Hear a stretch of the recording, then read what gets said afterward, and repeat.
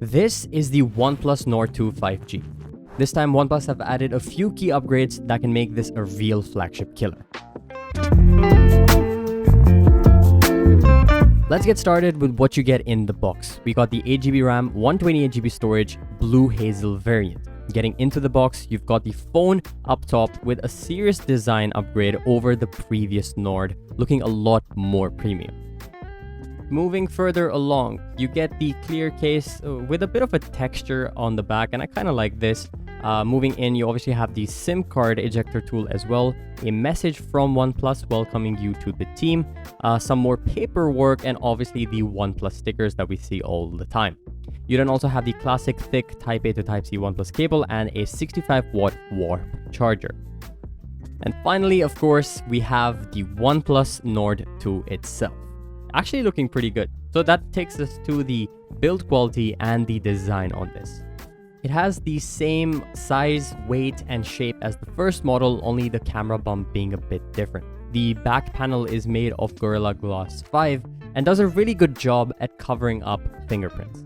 As far as ports go, at the bottom you have the SIM card tray, you've got a USB Type-C and the bottom-facing speaker. On the right you have the power button, as well as the classic notification slider on OnePlus devices. Finally, on the left side, you've got the volume rocker. Now let's move on to the display on this. This is one of my favorite things on this device. You get a 6.43-inch Fluid AMOLED Full HD display with 90 Hz of refresh rate. It's also protected by Gorilla Glass 5, so you're protected from accidental scratches or smudges. This display looks really great. It's colorful and contrasty.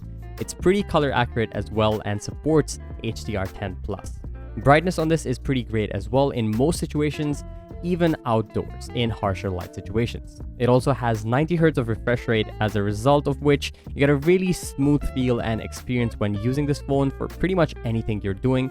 90 Hz is pretty much a standard at this point. We do get an under-display fingerprint sensor on this, which is quite responsive and accurate. Now onto one of the best things on the OnePlus devices, which is going to be the software and UI.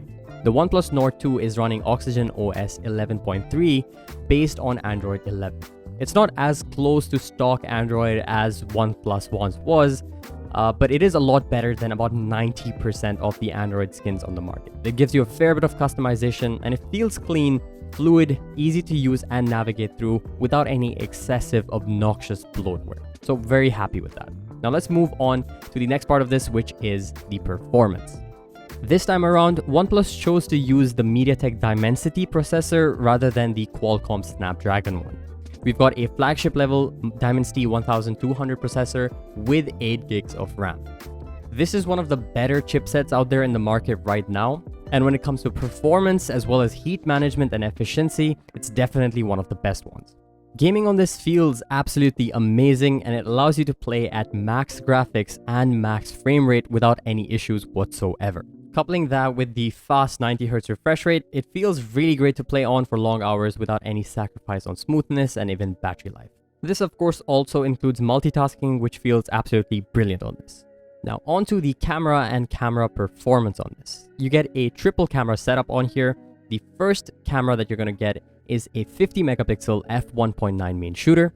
The second one is an 8 megapixel f2.3 ultra wide angle camera. And finally at the back, you get a 2 megapixel depth sensor. In the front, you've got a 32 megapixel f2.5 selfie camera. Let's take a look at some of the image samples on here.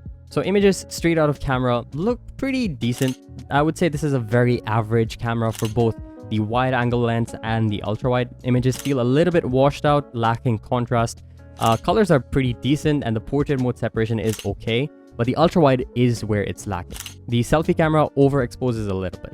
For video, the maximum resolution with the back camera is 4K at 30 FPS. This footage looks pretty decent with really good stabilization.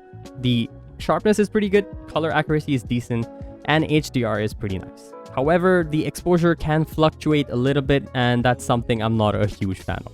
For the front camera, the maximum you can get is 1080p at 30 FPS, which is pretty decent, but again, stabilization not the best here, and exposure does seem to vary quite a bit. That brings us to the battery life and battery performance on this. The battery on here is a 4500 mAh battery which comes with the 65-watt warp charger included, which is able to charge up the device very quickly. The cells are also split into two, so it charges them up simultaneously, and you can get a charge from 0 to 98% in just 30 minutes. That's actually incredibly fast. OnePlus was already really good at their charge speeds, so no matter what you're doing, whether you're watching videos, you're watching Netflix or movies, or you're even gaming on here, you'll never have to really worry about your battery life running out. So that's the OnePlus Nord 2 5G. You get a great looking build quality and design, a bright, punchy AMOLED display, great battery life, and a very impressive charge speed. All in all, it has a very powerful chipset and a great interface to use as well. I wasn't necessarily happy with the camera performance and the processing, but ignoring just that, this is definitely a worthy contender for a flagship killer title. Really hope you guys enjoyed this video. If you did, a like would be appreciated, and consider subscribing for more content just like this. I'll see you again in the next video.